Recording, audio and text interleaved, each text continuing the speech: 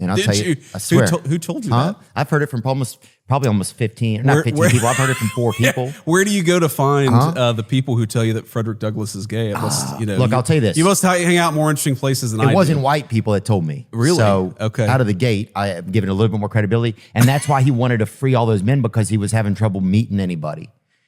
Is that right? Because everybody was at work. That's, I'm going to talk. JD Vance, congratulations, dude.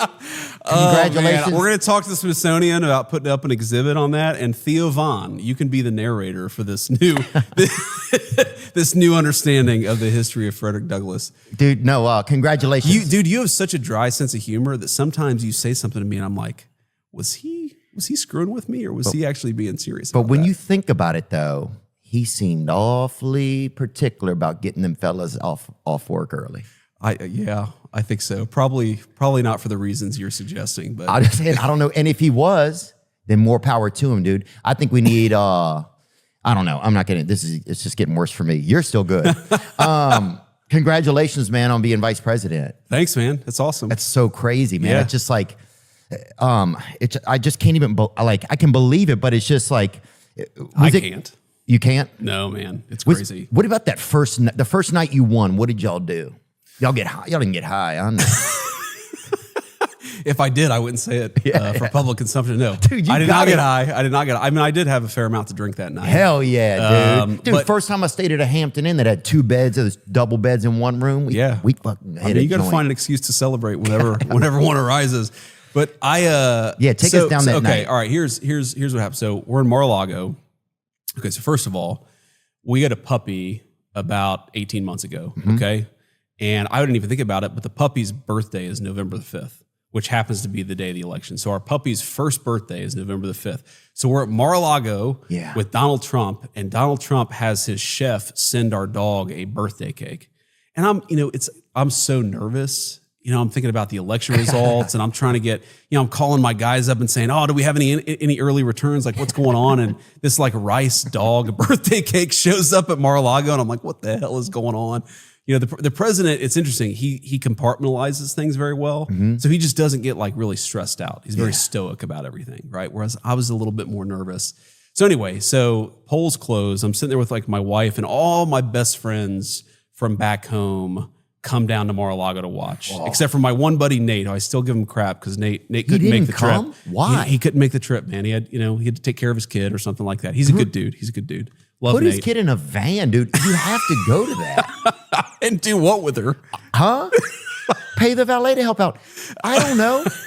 Anyway, sorry, Nate. So never mind. I don't know him. Go on, trust sir. me. Nate's a good dude. Good dude. He's a fan of yours, actually. Oh, give him a hug for me. So we're watching the election returns, and I'm getting updates because it's crazy, dude. There's a whole data apparatus that is feeding information into the central campaign. So like whatever the media is reporting on, we're like 15 minutes ahead of time. Mm-hmm. And we're asking questions like, oh, there's this, I'll never forget this. There's this one little county in Indiana that produced election results early.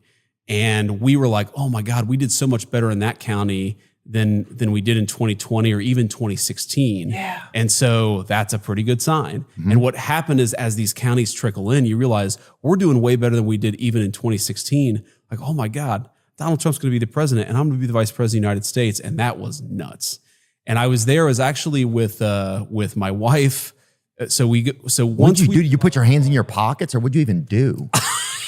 I don't know what I did with my hands, man. It was like, Talladega Nights, right? I'm just not sure what to do with my hands all night.